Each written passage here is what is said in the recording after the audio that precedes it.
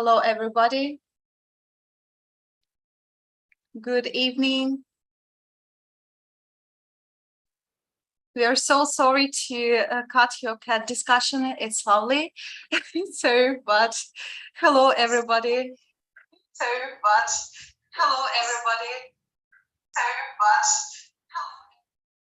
Okay, so I think that now we are live and ready. Once again, hello, our dear teachers. We are happy to welcome you here on our new webinar. Today, we are going to talk about how to teach preschoolers or level 0 if it's Novakid specific. And we have prepared some activities for you. So we hope for your participation today. And my name is Lisa. I'm a teacher development specialist here at Novakid and a teacher certification manager. And let me introduce to you our guest for today, teacher Steven, who has teaching experience over 20 years and who has been with us for more than 2 years. Hello, Steven. Hi, everybody. Great to be here. Thanks for having me. So that's great. I think that a lot of people have already joined us, and I will be sharing our presentation for today. So let's cover our agenda for today. Today, first of all, we will have a little warm-up activity as usual. After that, we will discuss what a typical level zero student is like. And we will also talk about the difference between beginner students who are preschoolers and beginner students who are a little bit older. We will also cover some challenges that you may encounter working with preschoolers, and we will discuss some teaching techniques that you may use when working with these kids. And after that, of course, as usual, we will try our best to answer all of your questions. And if you have any questions during the session, feel free to ask them in the chat box. Our fantastic moderator, Alona, will collect them, and we will definitely answer them after the webinar. And as usual, please, if you haven't done it yet, feel free to subscribe to our Instagram. So here you can see the QR code. Join us, and we have lots of announcements, interesting information there. Steven, are you subscribed to our Instagram? Definitely subscribe to the Instagram, yes. And it's a great place where you can get, like you said, announcements, useful tips that we can use in our teaching. So again, just to say to the audience, if you haven't subscribed, scan that QR code and you'll be able to see all of that. And as usual, today we're going to have a contest. So there are going to be a few letters hidden in the slides, and by looking for those letters, putting them all together, then you are going to come up with a phrase that we use very often during our lessons with level 0 or preschoolers, those students. So of course, just remember, don't put your answer in the chat. Rather wait until the end of the webinar and you'll be able to submit your answer in the feedback form. So we'll see which teachers are awake tonight or early in the morning, those from the Philippines. And if you get the answer correct, then there are definitely prizes to be won. Great. We hope that we will get a lot of correct answers, but today's contest is a little bit tricky, so be attentive. Okay. I think that we are ready to start, and let's start with our warm-up activity. If you have participated in our webinars before, you know exactly what to do. Please take your phones or any other device and scan the QR code that you can see now on the screen. If you don't have an opportunity to do that, don't worry, you can just follow the link that you can see now in the chat box. So let me change the presentation. So you still can scan the QR code and give us your hearts so that we can see how many teachers join us. There we go. 20 teachers already. You guys are fast. 151 teacher is watching us at the moment. Wow, so we expect at least 120 people joining Mentee.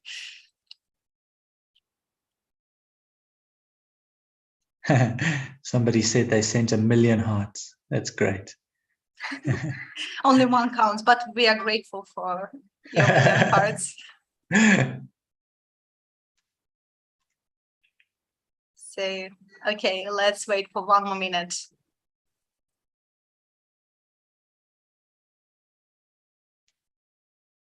At least for 100 teachers. 90 already. We're almost there. Almost there.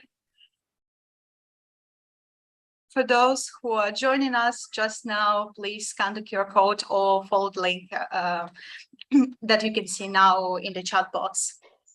So, and 100. So great, guys, and let's start.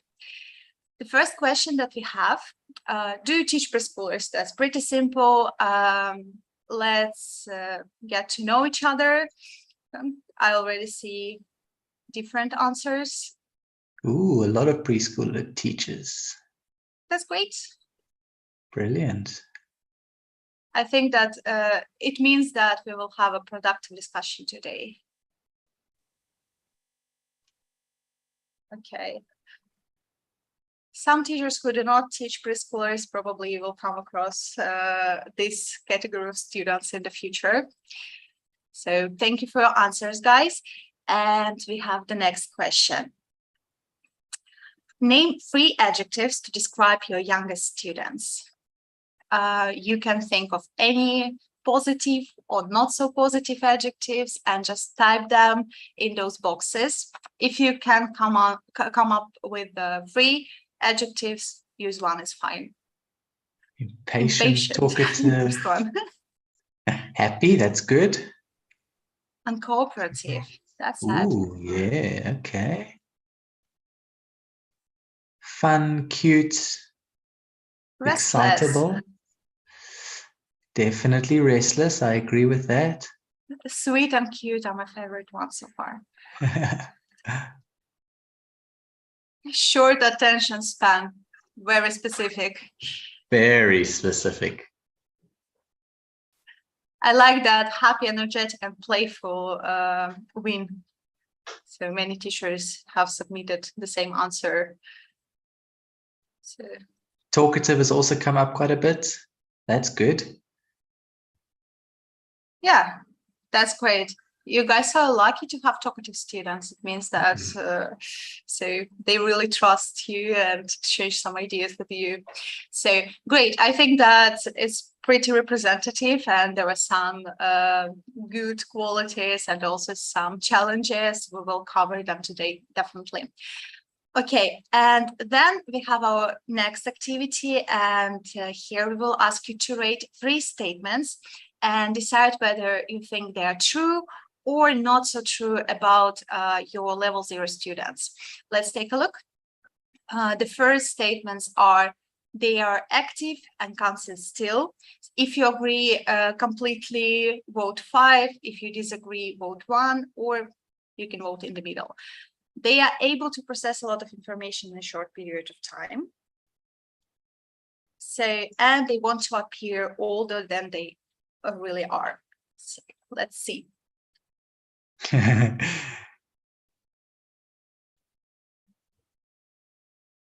So many agree that they're active and can't sit still.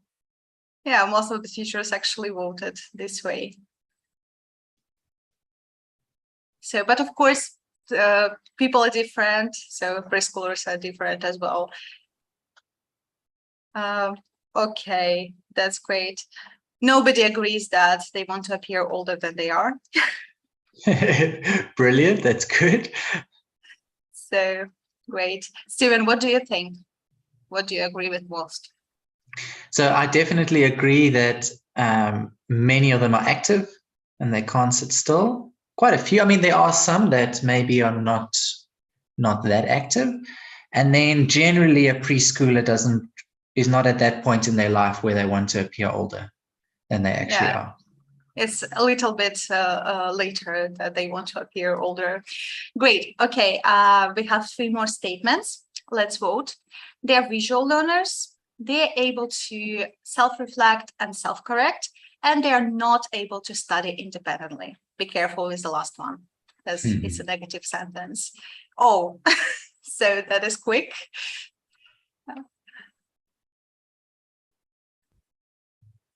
it seems that the first one,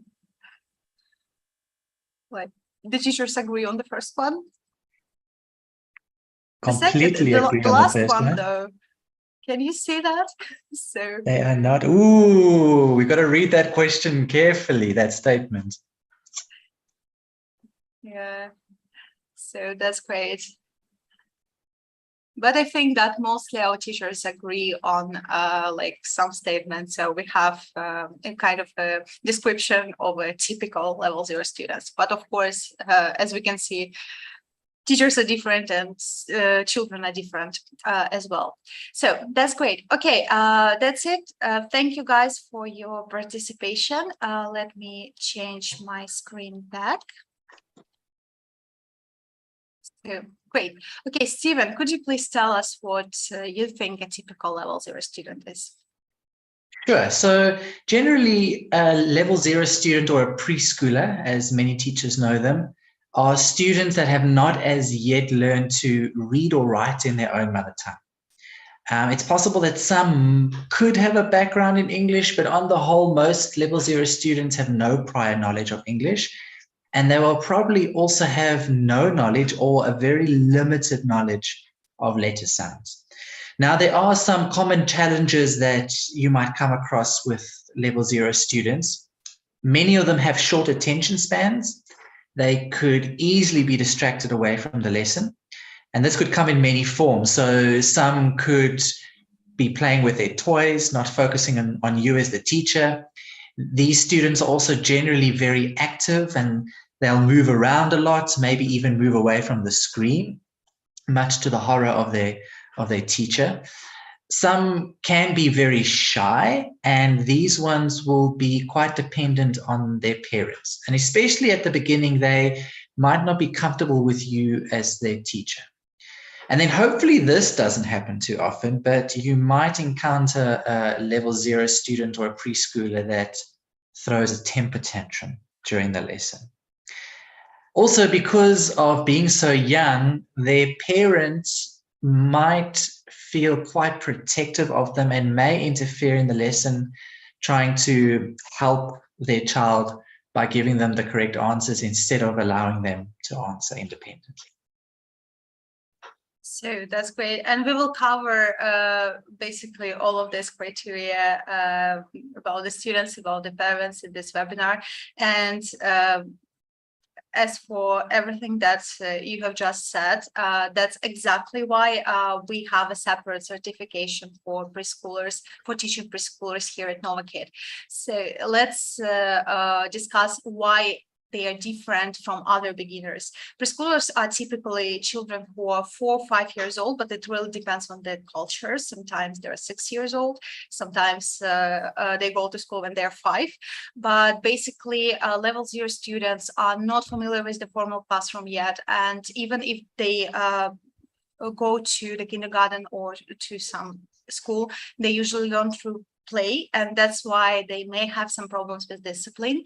And as Stephen said before, these students can read in their native language yet, and that's why they definitely can't recognize and blend sounds in English.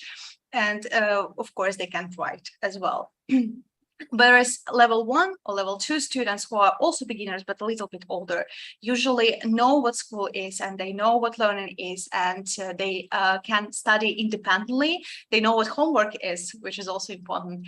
And of course, even if they can't read yet in English, it's completely okay, even if the student is 7 or 8, but it's at least they can recognize letters and sounds and they're ready to learn how to read. And of course, in general, they have more cognitive and motor skills than younger students. And I think that you have encountered a situation when your 4-year-old can't use a mouse, for example. It also happens a lot to preschoolers. Okay, I think that we've done with the introduction part, and Stephen has prepared some case studies for you based on his real students. There will be 3 cases. We will describe a student, and if you have had such a student in your classroom, please put a plus in the chat box so that we can see how many like-minded people we have here. And after we describe a student, we would like to hear your ideas on how you would cope with them. So, Stephen, could you please tell us about our first student? Okay, so the first student is a 5-year-old student. I didn't do the trial lesson with him. I only became his regular teacher after he'd done quite a number of lessons already in level 0. When I first started teaching him, he was very often non-responsive and he wouldn't participate in drilling exercises, completely refused to participate. He's also very active. He sometimes disappears from the screen, or he takes an object or his hand and he covers the screen with it. Sometimes he also just has a random object with him that he focuses on for the entire lesson. And then the last thing is there is never an adult present with him to help him, assisting in focusing during the lesson. So a question to the audience, what do you think are the main challenges here and how would you cope with such a student? I can see a lot of pluses already. Lots of pluses. That's great. Okay, guys, how would you cope with such a student? And what is the most difficult for you in working with such students?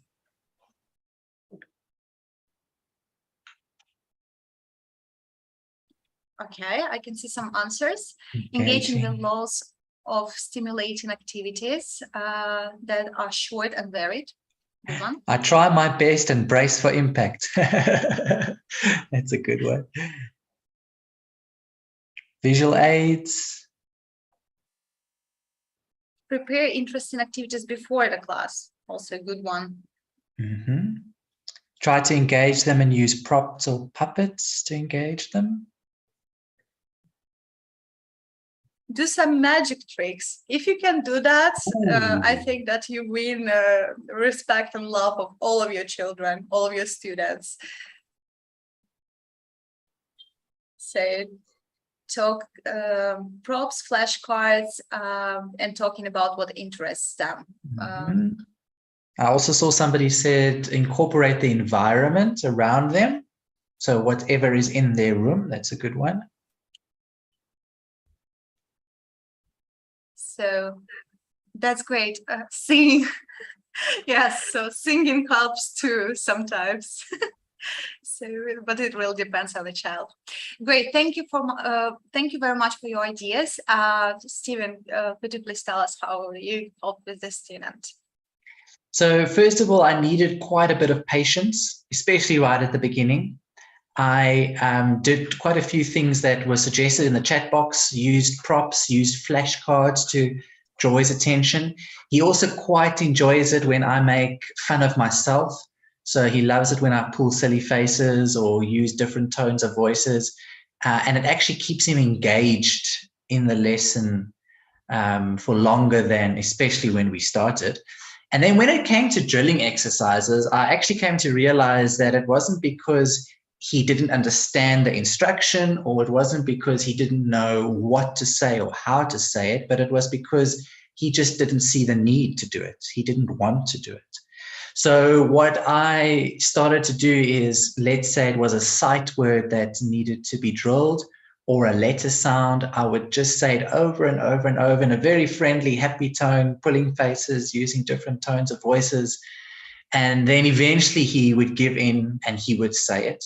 And as long as he said it correctly, then I would praise him and then immediately move on to the next task. So he came to realize that the quicker he completed a task, the quicker we would actually move on to the next task. So he's still quite a challenging student, but we are able to have fun in the lesson.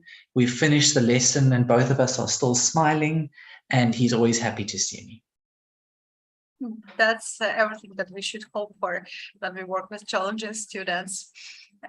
Great. And also, I think that a lot of teachers mentioned a short attention span. This is definitely a case. And when you pace your lesson accordingly and don't stop on one activity for too long, it can really help you to match this short attention span. Great. Thank you for your ideas, guys. And let's move on to our second student.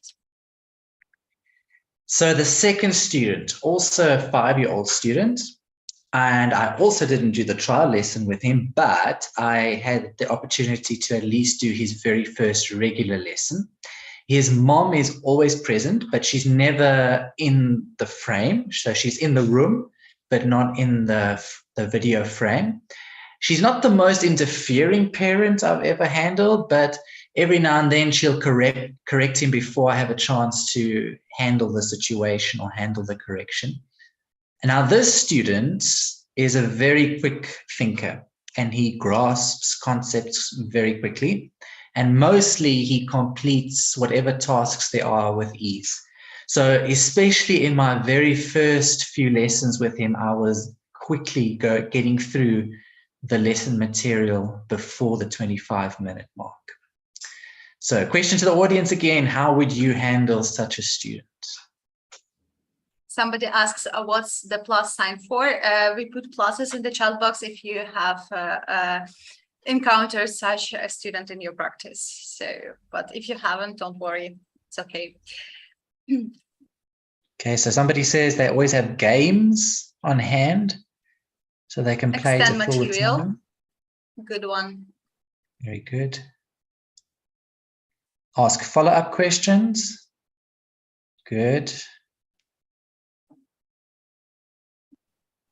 I extend games, personal questions related to the topic. And then somebody said there, I love quick thinkers because it gives an opportunity to extend the material. So that's a nice positive attitude. I can agree. I also like fast thinkers because they challenge you a lot. So I try to speak slow to pass time or repeat his own answers, ask follow-up questions and go back to the subject. Okay, so it really depends on the student. Sometimes slowing down really helps, but sometimes they just get bored. And I think especially if we repeat the answers, then they might not see the need to answer. So yeah, good maybe point. not a, yeah. So that's great. Okay, thank you guys. I think that you have submitted a lot of useful ideas. Teachers, please try to keep up with the chat and read your colleagues' ideas, because maybe they are as useful as the webinar. So we love the exchange of experience.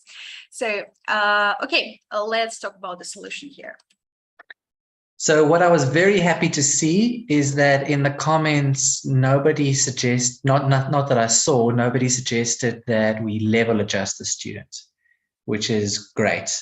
Because although he grasps new concepts and words very quickly, he's a quick thinker, but they're still new to him. So a level adjustment wouldn't be appropriate for him. Then with regards to his mom, although she does every now and then interfere in the lesson, I don't feel it's enough that it's disrupting the flow of the lesson. And actually, it's interesting, over the course of the few lessons I've had with him, she's interfering less and less. So it's almost as if she's starting to trust me, and she's allowing me, she's almost handing over the reins, handing over the control to me, and allowing me to teach her child without feeling the need to step in. So that was great. I didn't have to mention anything in the feedback in order to maybe get her to stop interfering. It kind of happened naturally. Then when it comes to getting through the material too quickly, like many said in the chat, I had to learn to expand on the slide. So I would ask extra follow-up questions. For example, about the pictures, I would ask him to name the colors of the cups and encourage him to answer in a full sentence. For example, he must say a red cup or a blue cup. I would ask him to count different objects in the pictures, how many balloons, how many apples, how many cups. But I always made sure that whatever extra questions I was asking him, I was keeping it within the bounds of the lesson objective. So I see that the discussion continues, and teachers started discussing how to deal with parents who interfere. Those are great ideas. I love the one with praising the parent when they answer correctly. We will also talk about that a little bit later today. And also about level adjustment, I think that the student is quite young, so that's why our teachers didn't think of level adjustment, and in this case, it's not needed. Great, thank you guys. And our next student, as before, please put your pluses if you have encountered such a student in your practice. Okay, so the last student, I started with him right at the beginning of level 0. And from the start of level 0, he participated really well in the lessons. He got involved. He put in a good effort.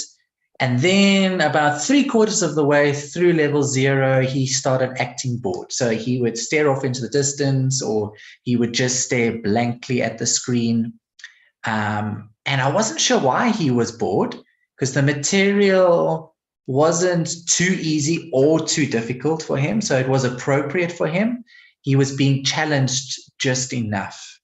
So I wasn't sure the reasons for him being bored. So again, question to the audience, how would you handle a situation like this? Lots of pluses. I'm experiencing this now. Yeah, I think that's also quite a typical case. There are many reasons why students can get bored. Sometimes they just have these phases when they're interested in something and then suddenly they're not. It's really quite typical. But what can we do with that? Make it fun, extra props. It's important. Mm-hmm. Find out if he's distracted or if the lesson is getting boring with a lot of content. Time to change things up. I love this answer. It's actually a good one. So, but let's think of what we can actually change on our side as teachers. Yeah, so what specifically can we do to change it up? Blow bubbles. More games, make it fun, make it silly. Surprise the student, do something he'd not expect. Also, I love this one. Jokes can help. More speaking practice too. This is a good one. The problem is when the student is level 0, they usually are not in the position to understand our jokes. But if you find the jokes that they understand, then I think you win the game. Somebody also said tap into his interests and hobbies. So that's also a good one.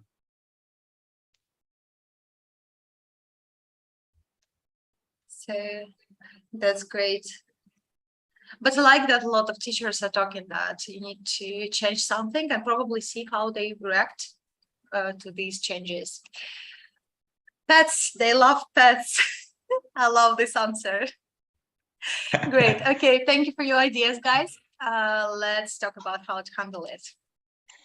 All right. So as I said, I was quite taken aback with it because I didn't know what had changed. I found it very difficult to kind of pinpoint what had changed, that he was bored. So I had to, first of all, show a lot of patience so that I wasn't showing any frustration toward him. And then, just as the teachers have mentioned in the chat, just try to make the lesson as fun and lively for him as possible. Try to make it as interesting for him. Something I would also do is when he did participate, then I would make a big deal of rewarding him. So really giving him a star and really saying well done to him so that he realized that he'd done a good job. And then somebody mentioned pets. So this particular student has many pets.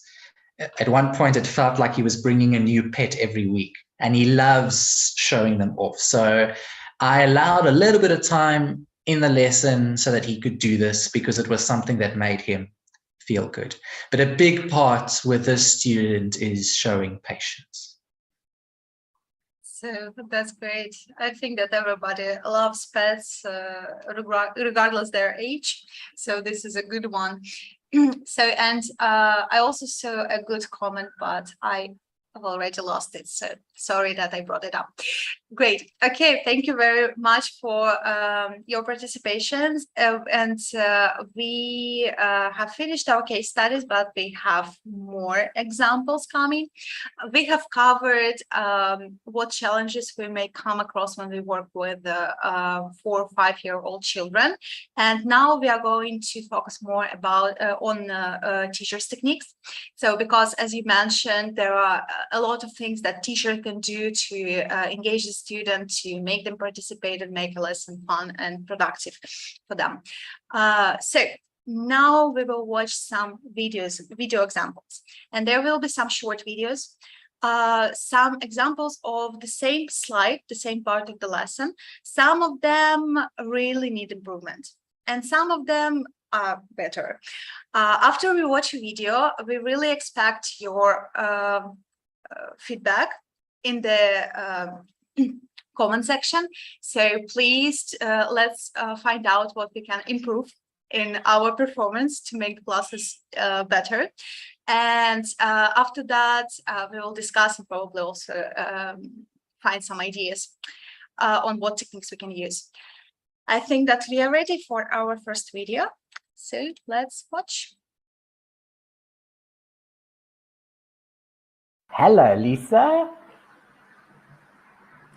Hello. Okay, Lisa, today we are going to find out what is in the bag. You are going to enjoy this.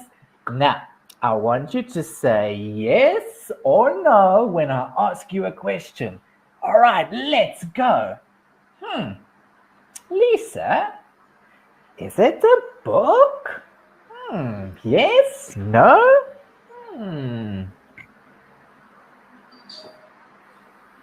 Mama. Okay, that was the video. Let's discuss. So I already see too much TTT. I make it more simple. Good one. Talking too fast.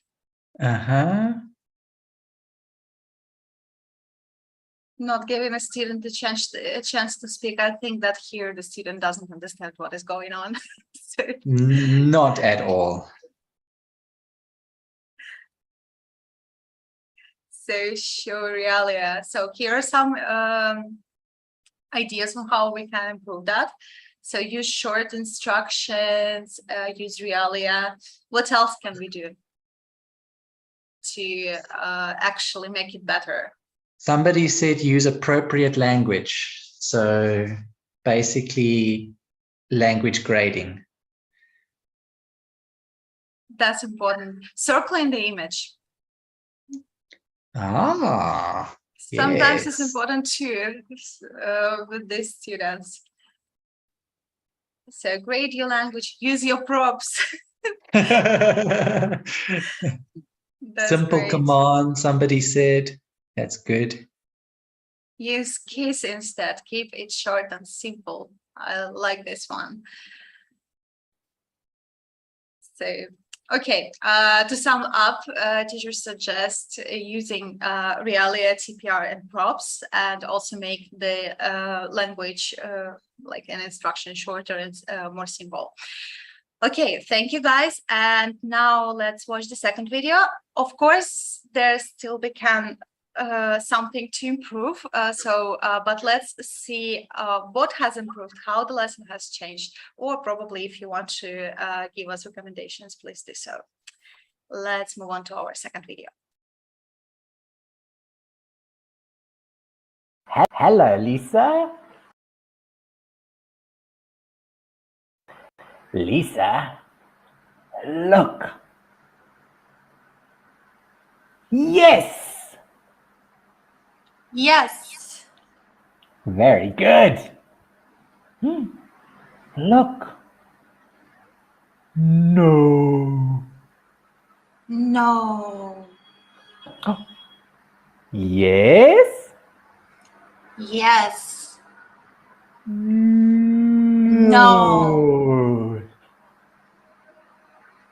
Yes. No. Very good. Hmm. Is it a book?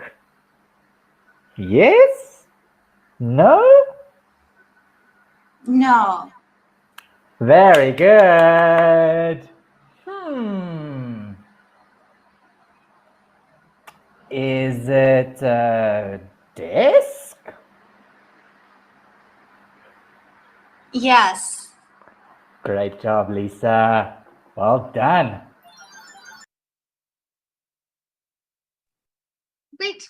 Okay, let's see what our teachers say. Instruction is easier to understand, definitely. That's a great one. So, in time praise. I'm so happy that you noticed. It's really important too. So, prompt praising. I've noticed 2 comments now that speak about the questions are still a little bit too long. So if we can find a way to shorten the questions, that would also be a good option. Yes, but not necessarily, because we still, if we grade our language, we still want to speak in normal English, because if we omit some parts of the sentences, then it will be like broken English, and we don't want our students to learn that. So that's why, as long as there is no incidental language, the question, is it a book, is completely okay. Especially by this part, of course, it's not clear by the video, but by this point, the student usually knows this type of question. So, and Very they true. actually know these words because it's a revision part. Great. Okay, thank you very much. And now we are ready for our second example. As before, please submit your ideas how you would make the lesson better.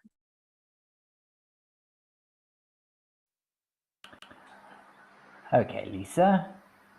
Pencils. Pencils. In. In. A pencil case. Pencil case. Pencils in a pencil case. Pencil in pencil case. Pencils in a pencil case. Pencils in a pencil case. Very good. Nice job.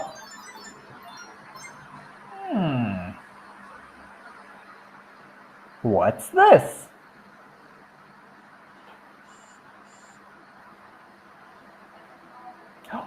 Pencils.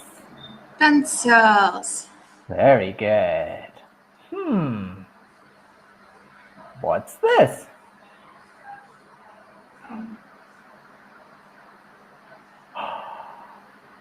Pencils in a pencil case. In a pencil case. Pencils in a pencil case. Pencils in a pencil case. Good job. We haven't even finished the video, but we already have like more than 20 comments. That's great, guys. TPR, TPR, TPR, TPR. So, yeah, I love Steven's acting too. That's really great. So no TPR, no realia, that's right. No examples. Mm-hmm. Even though the student, for me, participated, it still seemed like the student didn't understand what they were saying. Lisa looks confused. I was definitely. Lisa was very confused at the time. So instead of saying the entire sentence so fast, break it up at first. That's a good one. I love Very that. good. Mm-hmm. Use fingers for the words. That's also a good one. Yeah, Something we've learned in past webinars. Yes, yeah, that's great. You're still a great teacher, even if you try to hard to give a bad example. So. Oh, thank you. So that's great. Actually, just a short story. We tried to record some new level zero slides. If you work with them, you know, and it was quite hard to do because they like don't allow us to make a lot of mistakes. So then we decided to go with all slides. That's why if you haven't taught the new slides, our content team has done a great job. So I hope that you will love them. Okay, thank you for your ideas, guys, and let's watch our improved version.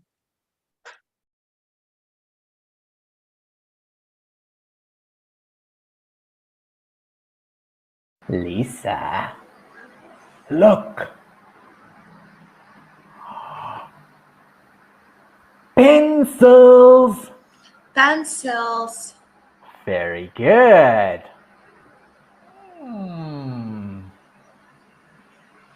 In. In. Very good. A pencil case.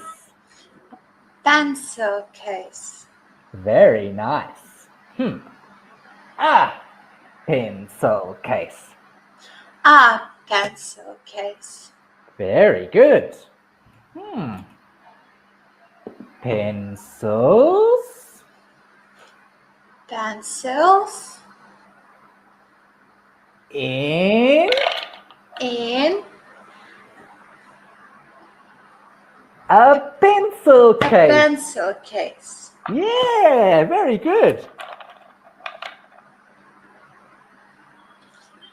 Pencils in a pencil case. Great job. Very nice.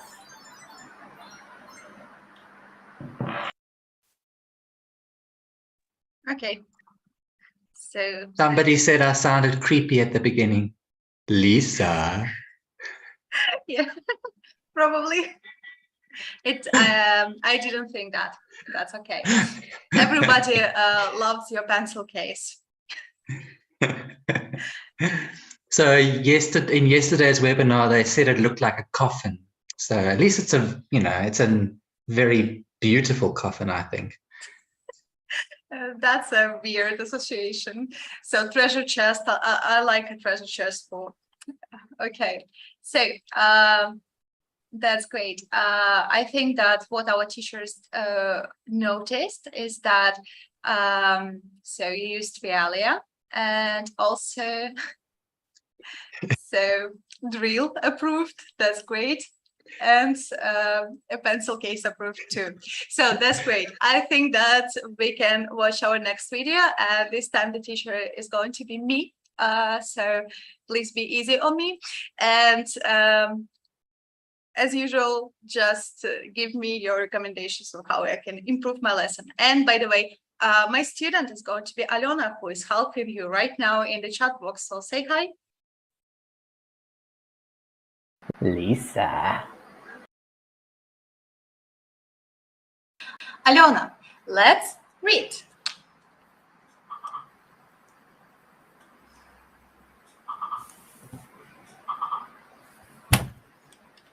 I've Good. Look. Got got a a kite. Okay, let's do kite. it again.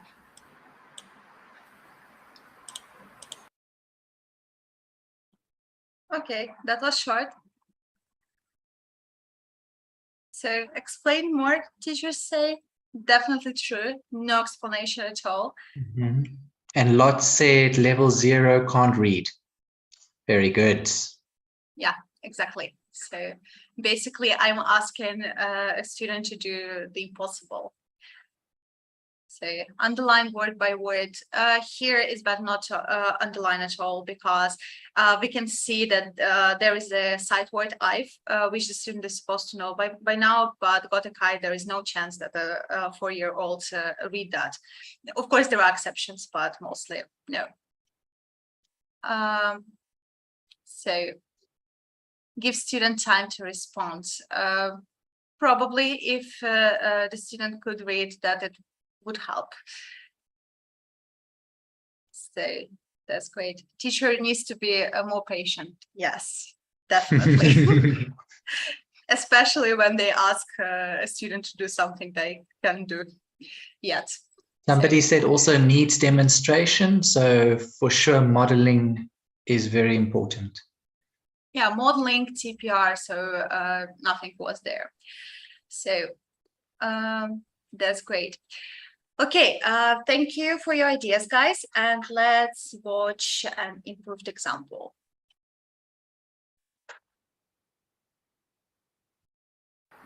Alena, look.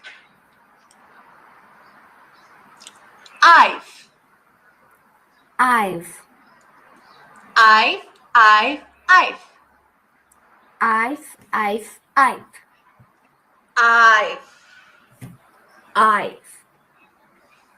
Alena.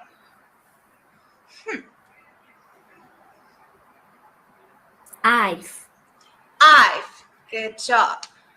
Alena. Point. Point. I've Great. Good job. Alena. Point. I've Great. Good job. Alena. I've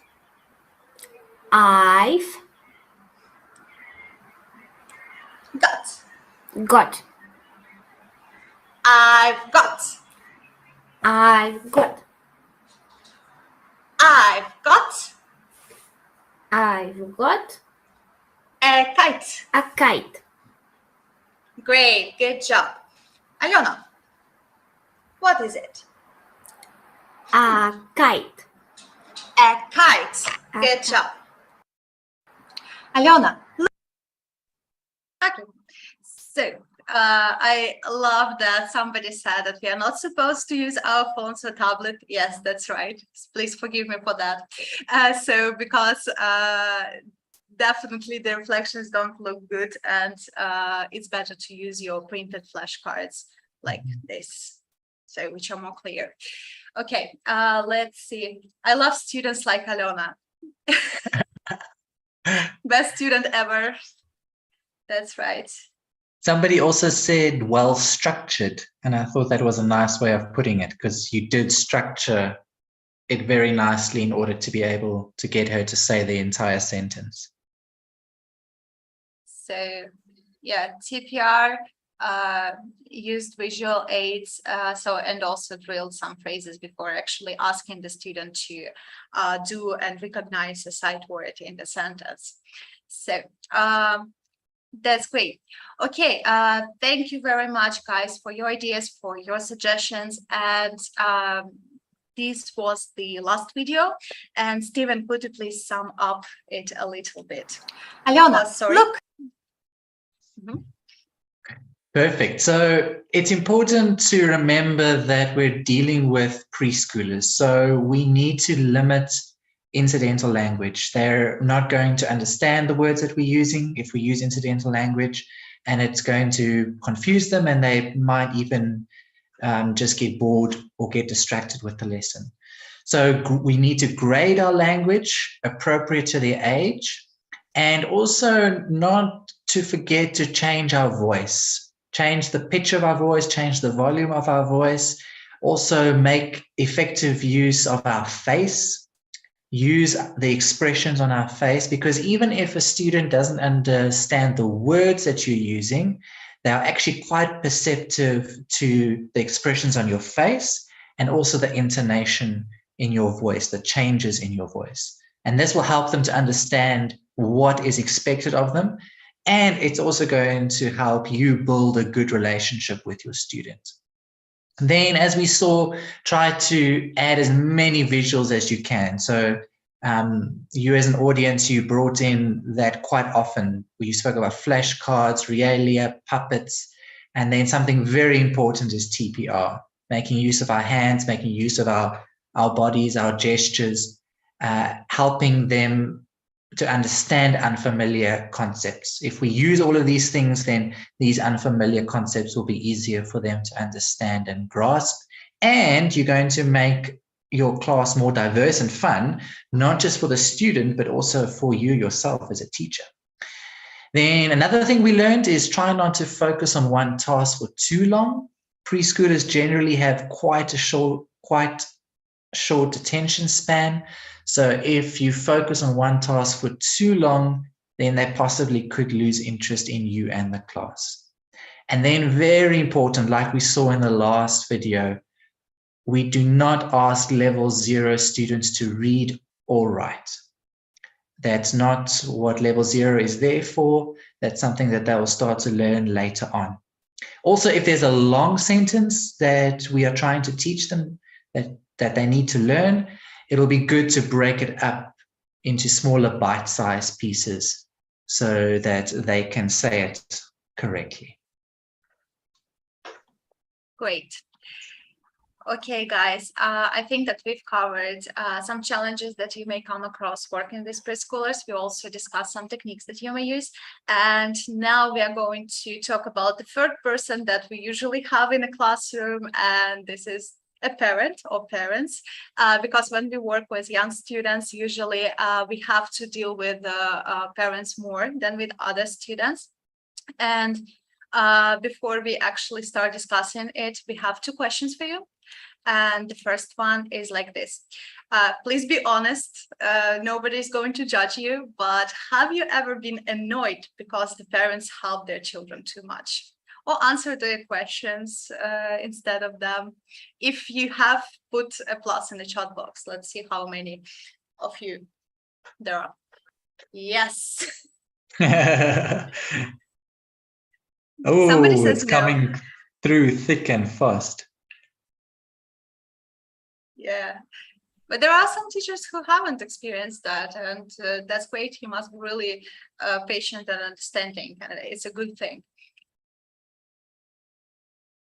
So, or sometimes, yes. So great, guys. I've seen some no answers, but mostly teachers' answers, yes, or sometimes. Okay, and now I have a second question from a different perspective. We know that some of our teachers are parents and they have their own kids, or probably you have nieces, nephews, or younger siblings, any kids that you know. And the question is the following. Have you ever been unhappy with your child's teacher? Also try to be honest, and if you have, put a plus. If you haven't, put a minus.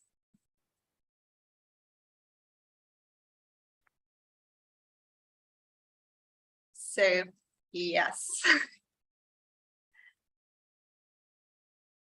So I think that probably there are more yeses than to the previous question.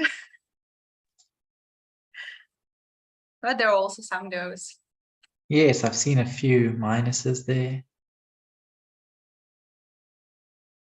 Yeah, that's great.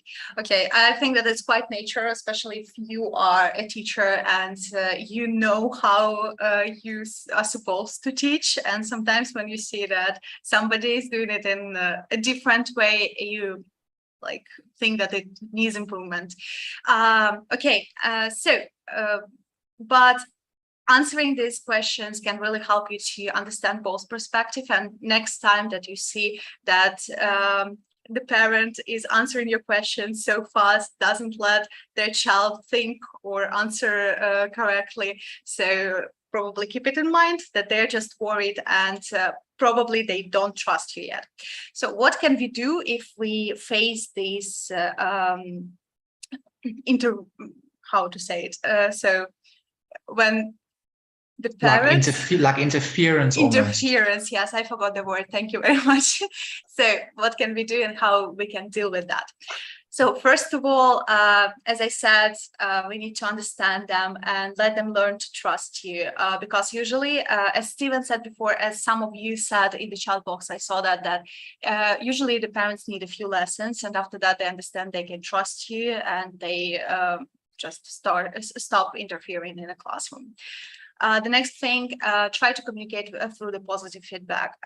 It doesn't only mean that you can let the parents know that there is something wrong through the feedback form when you submit it after the class, but also when you praise a child, when you let them know that they are doing a good job, usually parents tend to relax after that.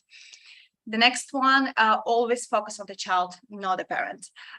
Sometimes it's okay to involve the parent in the classroom, and as somebody suggested, probably praise them for a good answer or ask them questions. That's a good one, but our focus should be on a child, because young children tend to pay too much attention to their parents, and in this way they do not perceive their teacher as their teacher, and they will listen to their parents, and the direct communication is not possible. But if you focus on the child, then they will learn to listen to you, avoiding this connection with their parents before that.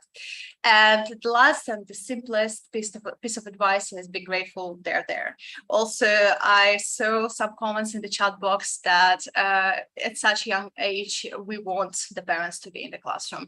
And when they're, even if they help too much, it's a good thing, because sometimes we can influence their behavior being on the other side of the screen. That's all that we wanted to say for today. Thank you very much. I think that it's time to wrap it up, and it's time for our Q&A session. So our moderator, Alona, has collected some questions, and if you haven't asked your question yet, please do so in the chat box. So, and let's see what questions we have for today.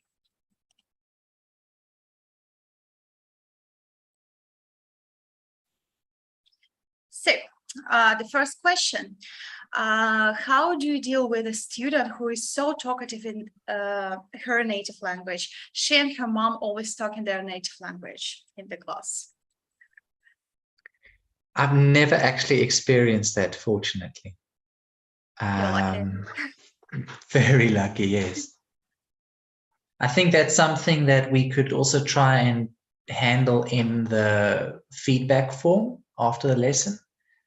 To the parents, try and get them to ensure that the native language is not spoken during the lesson. Yeah, I think that that's a good idea. We need to let the parents know that it destroys the purpose of the lesson, because they want their child to speak English, and if they keep on speaking their native language during the lesson, they don't have this opportunity. You can communicate this idea through the feedback form, but try to be polite about that. Or if you think that the parent doesn't read your feedback, or if you're not sure that you can write it in a polite way, then I think it's the case when you can address the teacher support, and they will try to contact the parents on their side. Okay, I hope that we answered your questions. The next question. I'm here to learn whether I would be interested in teaching level 0. How do you stay patient? What is your secret? So I think teaching online helps a lot, because there is a lot that you can hide. But what I found helps me a lot is to keep a smile on my face, but to also keep a smile in my eyes. And I know that sounds a bit strange, but if you keep a smile in your eyes, it also comes across in your voice. And so that then lessens the frustration that maybe you're feeling. So yeah, that's that's what I can say, is just try and keep your face friendly, keep the smile on your face. So I don't know. I just remember myself as a kid, and I was quite a naughty kid, and people were very patient with me. So that's why I think that I owe this word to be patient with kids. I experienced Lisa's naughtiness in the class. Yeah. So I hope that your students are not like me in the childhood. Okay, the next question. Is it okay if I showed my students the photos on my phone? So if it interests them. So I think that if they're just your personal photos, it's okay. If it's a question about your phone, using your phone, because we discussed that using a tablet and a phone is not okay. The problem is the reflection. So usually when you show your phone or your tablet, it reflects something that is going on in your room. But as far as I know, there are some specific things that you put on your iPad or your phone, and it stops the light from reflecting. In this case, I think there is no problem. If you talk about your personal photos or some pictures, then I think that it's okay as long as it doesn't interrupt the flow of your lesson. Because if you distract too much and you don't have time to finish your class and cover all the target topics, then it's better not to do that. So I mean, if you can't do the lesson on time, but if your student needs extension, your student is a fast thinker, I think that it's a great way to build rapport. So we'll go ahead. And I think when it comes to the glare as well, something that came up in the webinar yesterday as well is I've also got to be just very careful with the way I position my flashcards because they're laminated. So if you're going to be using a phone or a tablet to show a specific picture, then just be aware of the glare that could come off it. So, okay, the next question, how do you handle a child that is scared and cries? A good one. So I will try to answer this question first. So first of all, we need to understand that it's completely natural. Usually, sometimes when you have a preschooler, it may be their very first English class they have. Probably it's a very first online class. Probably it's a very first time that they speak to a person who doesn't speak their language. Of course, they're scared. In this case, I think that we need to forget about lesson objectives for some short time and try to just show them that we are not dangerous, we are good people, we have some toys, it's fun. And then after they relax, you can continue. Of course, if no parents are around and you understand that you can't influence the situation for like more than 5 minutes, then let the support know and probably they will contact the parents. But most of the times, in my experience, and me and other managers in teacher operations have watched a lot of classes like that. Usually teachers cope with that really well. So just stay patient for some time. So, Stephen, do you have any ideas how you would cope with? No, I would completely agree with you on that. And I would think that this is especially an instance where we are grateful that the parents are there, if they are there, because they can really assist in helping their child calm down and be comfortable with you. So that's great. Okay, guys. I understand that the time is up and you are leaving. We will answer a few more questions, but if you are leaving the stream, then have a nice evening or morning. And don't forget to fill in the feedback form to get the certificate, and don't forget to submit the phrase if you have found it in our presentation. Okay. So the next question. What we can do if the parent answers all the questions. So, Stephen, what do you think? So when it For the very first time it happens, I don't address it immediately. I give it a bit of time. I will see in the next lesson, does the same thing happen? If I see it's becoming a problem, I've always handled it in the feedback form after the lesson, and I've always had success with that. I had one mom who sat with her child and would constantly correct him, and he was just so non-responsive. And so I mentioned it in my feedback in a very polite way, very friendly way, and she was completely fine with it. Obviously, this is now a bit of an older student, and so she was happy to leave him alone, and we've had very successful lessons. So I would suggest first prize is try and handle it with the parent in the feedback form. If that doesn't work and it's really a problem, then I would definitely suggest going through teacher operations.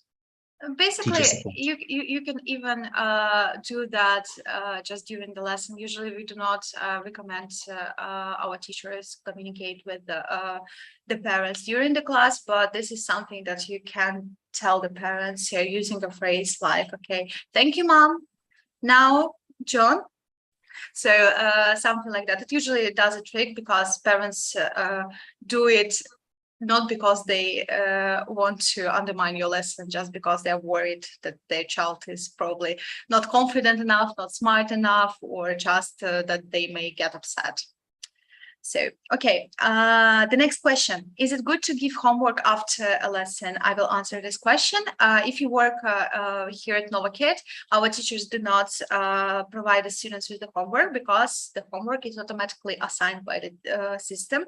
If you work somewhere else, then I think that it really depends on your company policy.